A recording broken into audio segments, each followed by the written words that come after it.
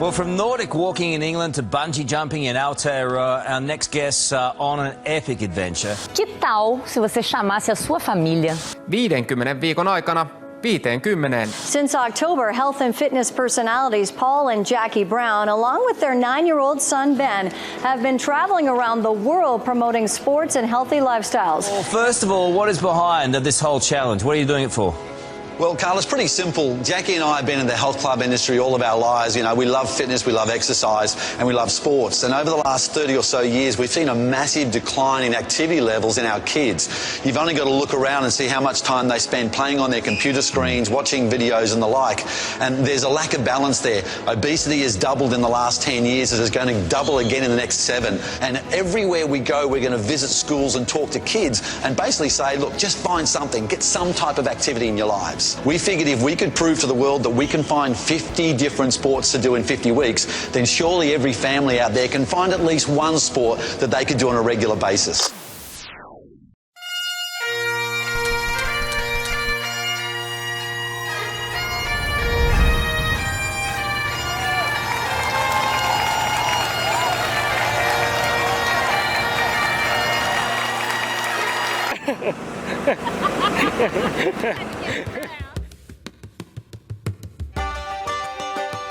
"50 sports in 50 weeks" brings us to Oban in Scotland. We've come here to train with our mentor, Andrew Johnston. He's going to teach us how to swing the hammer, throw the weight for distance, run the hills and toss the caber, because this is Highland Games week.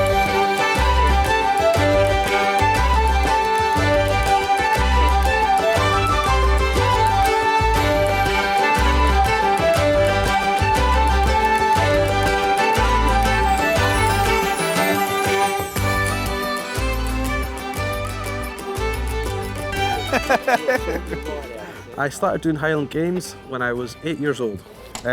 My next door neighbour, he was a Highland Games man. His son was starting to learn it, so the two of us started throwing the shot put in his back garden. It was all right, it's all right. And then we just progressed until we started throwing it out the garden. And then we had to go find the field, and then we started throwing stuff around the field. And I did that through to probably 16, 17. Then found rugby, and then played a lot of rugby until I was about 25. And then got injured playing rugby, retired from rugby. So I had a couple of years out, and then I was looking for something to do to get back into doing sport. And I thought, I was driving up the road one day and I saw the sign for one of the Highland Games, one of the local events. I thought, no training, I hadn't thrown anything in years. I'm just going to go alone and have a go. So I went along and I was terrible. I was terrible, but I still walked away with 50 quid. I was like 4th, 5th in every event, and it just reignited that fire. Last year I took part in the Masters World Championships in Inverness, and I am an official Guinness World Record holder for the most number of cabers fired at one time.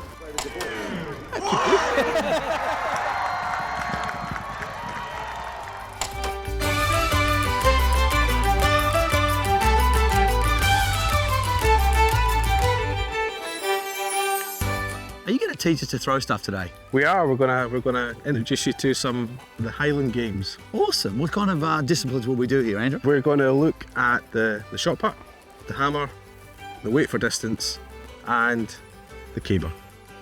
This is the first mistake that this young chap has made. Right. Because it has to make it look heavier than it is. Yeah. So you never carry a caber by yourself. No. Because it looks terrible for the crowd. Training in the Johnsons' backyard was wild. Horses, sheep, fresh Scottish air, and midges everywhere. Tiny little pests, but apparently in Scotland, they're basically locals. Hang on, Anton. Once we started throwing, it was an absolute blast. Oh, perfect. But it didn't take long to realize this wasn't just about power.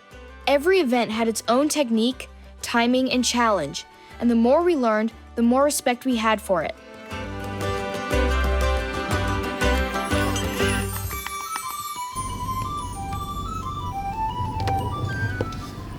Where else but Scotland?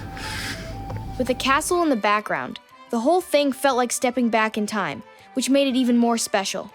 And when it came to the caber toss, we quickly learned there was a real art to it.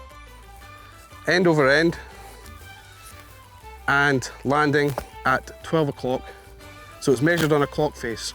Ah. Okay, so the closer you are to 12 o'clock, Yep. 12 o'clock is a perfect throw. Yep.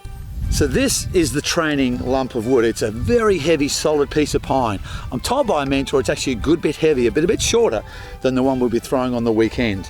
You're supposed to be able to pick it up yourself and then toss it. I can't even get it off the ground. I can't grip it. I certainly don't have the strength to lift it, but I'm going to keep trying because that's what sport's all about.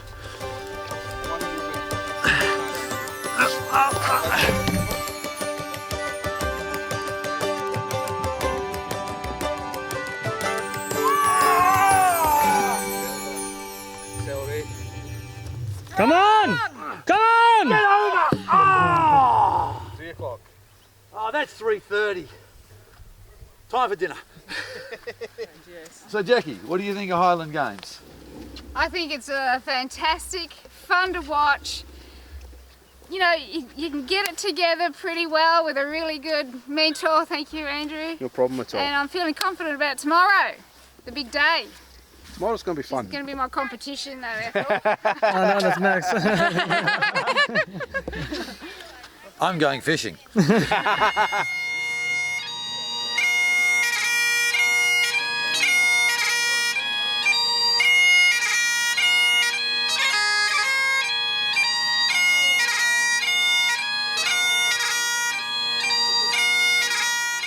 So now we come to Oban on the northwestern coast of Scotland. This is the Lawn Highland Games. It's attracted many competitors from around the world. Some of these guys are top world champions. First up, it's a women's event. Now, the traditionalists here in Scotland don't necessarily feel there's a place in Highland Games for women. They go on record telling me that. But this is awesome. It's all inclusive. Women first, then the novices, then the open, then the kids have their fun with the athletics. It's a great day.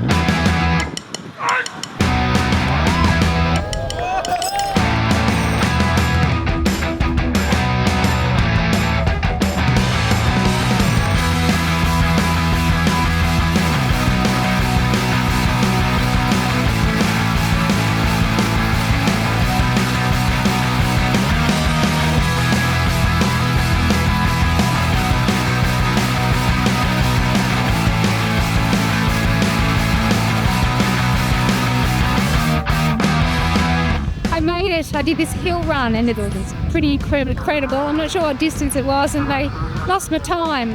But for all my efforts, trudging through the mud, my dirty shoes, I came first prize. And look, 60 pounds. That's worth all the effort. Wow, I love the Highland Games. Yeah, use some grunt power and I won. Congratulations!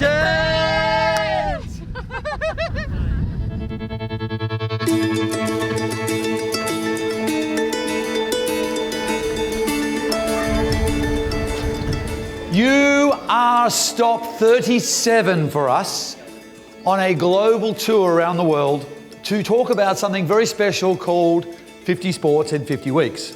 I promise today we're going to have fun. I promise today I'm going to tell you some interesting stories and show you some things that you just go, wow, that's cool. But I'm also maybe, just maybe, going to influence the way you think just a little bit that'll make you happier and better for the rest of your lives. See how that goes. Just want to talk to you a little bit about what we eat. But first, do you guys in Scotland drive cars? Maybe not you personally. Anyone have a mum or a dad or an uncle or an auntie that drives a car? Yeah, okay. Petrol or diesel? Does it matter? Who's got a diesel car in the family? Okay, does it matter if you put petrol in it? Yes. I would like to ask this question. Has anyone in the room know of a grown-up who got that wrong? Tell us what happened, Connor. Boyfriend. Your mum's boyfriend put petrol in a diesel car and it broke. Has anyone ever heard that happening before? Now that's getting it wrong once. When we choose foods, it's a bit like that, maybe not as instant. So you could eat the wrong foods and it won't kill you straight away. But it's a bit like putting petrol in a diesel car. Your body doesn't run very well on the wrong fuels. Our bodies are a lot more complicated than a car. In fact, they're a lot smarter than a car. So our digestive system can cope with some toxicity, but it can't hold it out forever.